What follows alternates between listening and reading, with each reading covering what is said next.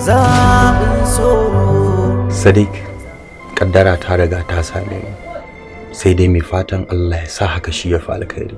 Tahir, kana nufin haƙurin da Yusuf ta ce in yi kenan da gaske ne? Eh. Tahir, kana nufin yanzu Yusuf ta fasa aure na kenan? Eh. Kana nufin kenan yanzu wani Yusuf za ta aura ba ni ba, Tahir? Eh Sadiq.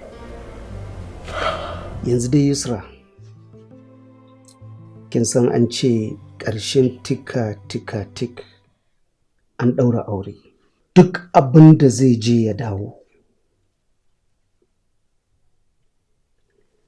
kar ki kuskura ki zo min da shi gidan nan.